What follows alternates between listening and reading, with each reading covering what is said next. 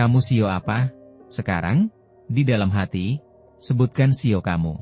Lalu pikirkan satu orang. Orang yang sering bertengkar dengan kamu. Orang yang bikin semua yang kamu lakukan terasa tidak lancar. Orang yang setiap kali kamu dekat, kamu langsung capek, berat, tidak nyaman. Dia, sio apa? Video ini, bukan cerita hantu. Ini tentang ilmu lama dari leluhur. Benturan sio dalam Feng Shui atau Liu Chong. Kalau kamu termasuk salah satu dari 6 pasangan ini, kalian bukan sekadar tidak cocok. Kalian memang dari awal punya energi yang saling bertabrakan, saling menguras, dan saling merusak. Jangan buru-buru skip. Kalau kamu cocokkan sampai habis, bisa bikin kamu merinding.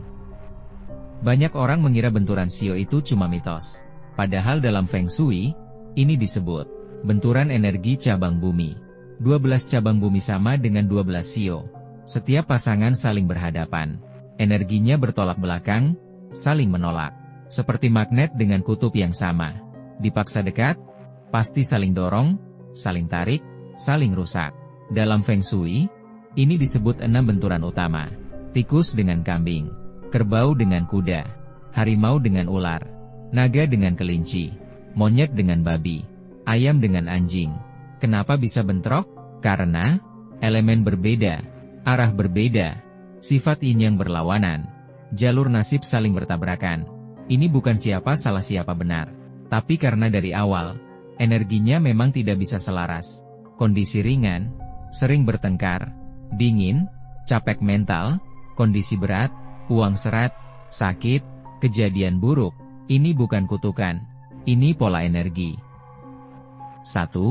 Tikus kambing. Dalam Feng Shui, energi saling mengganggu. Karakter, tikus, cerdas, realistis, fokus keamanan. Kambing, sensitif, emosional, butuh perhatian.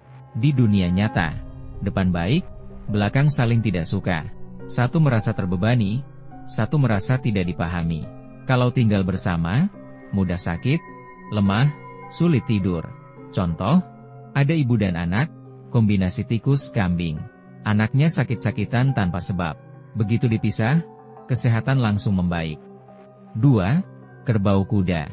Dalam Feng Shui, benturan keras.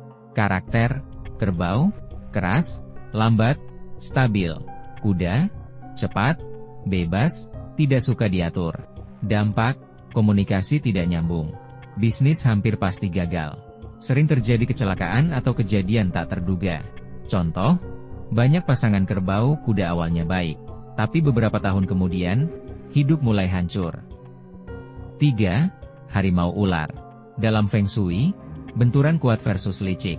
Karakter, harimau, dominan, langsung, berani. Ular, diam, penuh strategi, penuh curiga. Dampak, tidak saling percaya. Mudah jadi musuh dalam bisnis. Konflik, gosip, masalah hukum. 4. Naga kelinci. Dalam Feng Shui, benturan energi nasib. Karakter, naga, ambisius, ingin mengontrol. Kelinci, lembut, ingin aman. Dampak, terlihat cocok, tapi saling menahan rezeki. Satu naik, satu pasti turun. Mudah stres, mimpi buruk.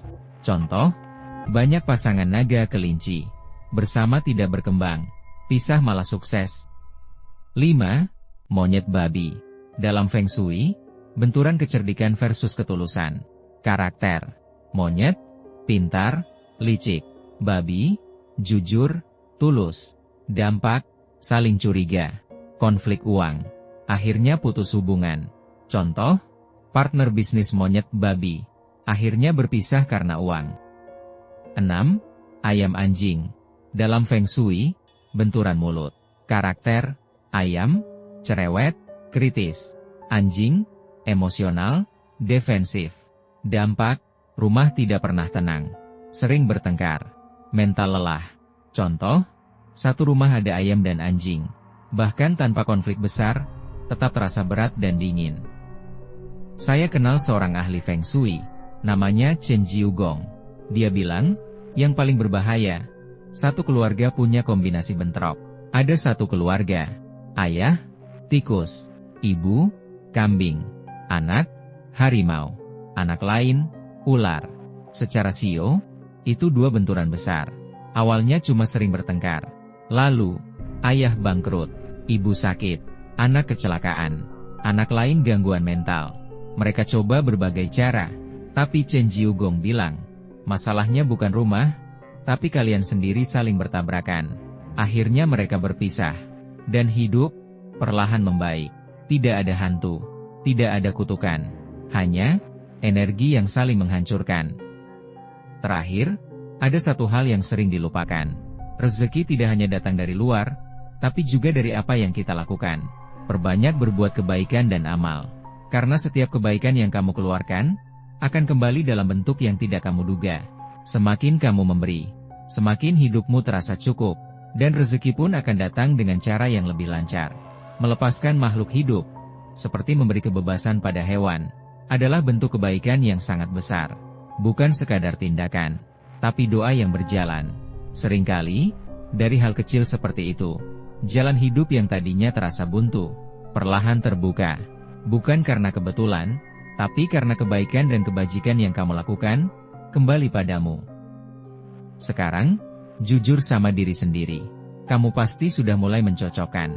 Ini tidak cuma pasangan, tapi juga keluarga, teman, rekan kerja. Kalau kamu pernah dekat seseorang dan langsung capek, atau kerja bareng dan selalu gagal, atau ketemu dan langsung emosi, itu bukan kebetulan. Itu benturan energi. Manusia punya api hidup.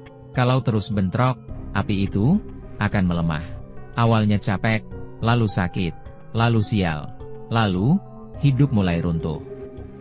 Yang saya jelaskan hari ini bukan cerita menakutkan. Ini pola yang diwariskan turun-temurun. Kamu tidak harus takut, tapi kamu harus sadar. Siapa yang menguras kamu? Siapa yang menghambat kamu? Sekarang lakukan ini, tulis di komentar, sio kamu, dan sio orang yang paling sering bentrok dengan kamu.